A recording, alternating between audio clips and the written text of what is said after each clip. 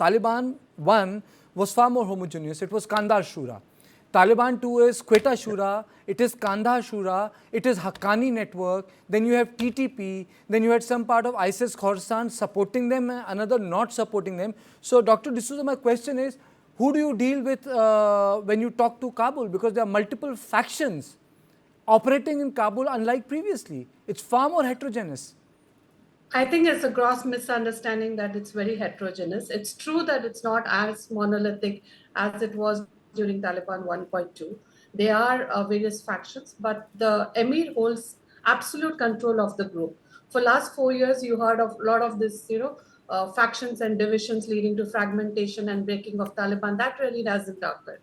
So there is control, but there are divisions in terms of administration. I was in Afghanistan last month and I was talking to different people. So you do see a difference between what's happening in Kabul and Kandahar in terms of running of the day-to-day administrative mechanisms. But on the ideology, in terms of the control the Emir has, I think it's very important to understand that he has absolute control. So when it comes on the rights of women, on the girls' education, those issues are not flexible. But what is flexible is how do you run the state apparatus. So they are basically running the ministry. I mean, so you got to deal with them, madam. They didn't allow women journalists to participate in the press conference today. A lot of protest has taken place by women journalists who cover MEA, and this was a press conference by invite. Now, I mean, so you can take a moral position on this, but the second thing is that you got to do business with them. So it has happened right in front of us. Right. So I think Taliban needs time. So I was in an interaction with Minister Muttaqi, and we did have these discussions on various fronts in terms of what the foreign policy of the Taliban is. What are they looking on the regional cooperation? What are they looking in terms of balancing and the economic-centered foreign policy principles? I think they're very clear of what their position is. As you mentioned, they know that they're in a critical crossroads of Asia, and they are looking at exploring all the opportunities to get the maximum benefit. So there is this pushback when it comes to women. And what has happened is the West keeps pushing forward issues of women and human rights all the time on their face, and the Taliban just reject it. So I think we have to give them some time to gradually socialize into what the international community is. The more they come out, the more they interact with people. They interact with India and other countries, like the Muttaqi has also gone to Moscow. I think there'll be gradual socialization and mainstreaming which will occur. We can't expect them to be coming straight out of the mountains and from the madrasas to be like rest of the world. So I think that understanding has been lacking by the West. So the second point is when you look at the whole way the administration is run today, it's very much running on the Republican model, but based on Sharia.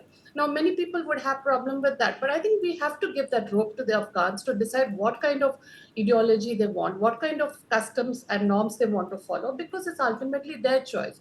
Now, when it comes to people, it's about having them participate more in the governance system, more in terms of administration. They're looking for people, like I went to the National Development Corporation, they're moving more towards self-sufficiency. Yes. They want more investment in the mining sector, infrastructure sector, dams, and medium and small enterprises. So there are steps generally now.